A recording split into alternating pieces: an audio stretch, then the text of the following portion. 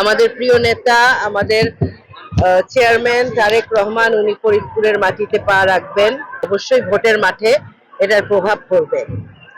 সর্বকালের একটি ঐতিহাসিক জনসমাবেশ হবে ইনশাল্লাহ, এবং ফরিদপুর সদর থেকেই বেশিরভাগ জনগণ এখানে আসবে। উনি প্রথম আসছে, এটা এই জন্য আমাদের নেতাকর্মীরা খুবই উজ্জীবিত।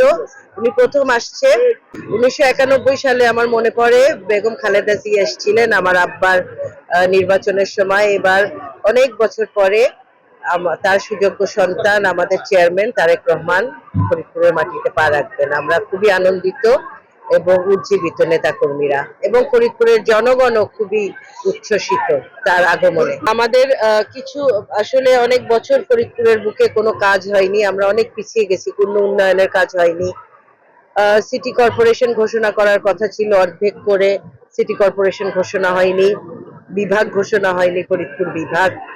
আমাদের বিশ্ববিদ্যালয়, এটা ফরিদপুরবাসীর প্রাণের দাবি, এটা আমরা করবো ইনশাল্লাহ। এই দাবিগুলো আমাদের আছে, এই দাবিগুলো মানে এটা ইনশাল্লাহ, এটা বিএনপিও প্রতিশ্রুতি দিবে, আমাদের চেয়ারম্যান প্রতিশ্রুতি দিবে, আমরা এটা উত্থাপন করব তার সামনে। বিএনপি ইনশাল্লাহ ক্ষমতায় যাবে, এবং ক্ষমতায় গেলে এই কর্মসূচিগুলো আমরা বাস্তবায়ন করব। আর আরেকটা যেটা আরো দুটো আছে, সেটা হলো পদ্মা বাঁচাও। আমাদের পদ্মা নদীর পাড়ের মানুষ আমরা,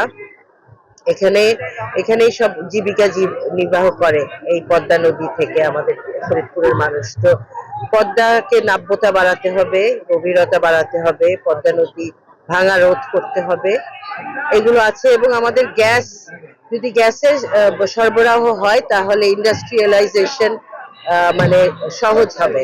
হ্যাঁ, মিল ফ্যাক্টরি গুলো ইন্ডাস্ট্রিয়ালাইজেশন মানে সুবিধা হবে। আগামীকাল নেতাকর্মীকে আমি আহ্বান জানাবো, তারা যে যেখানে আছে, ফরিদপুরবাসীকে আমি আহ্বান জানাবো তারা যেন আসে, আমাদের জনসমাবেশে যোগদান করে।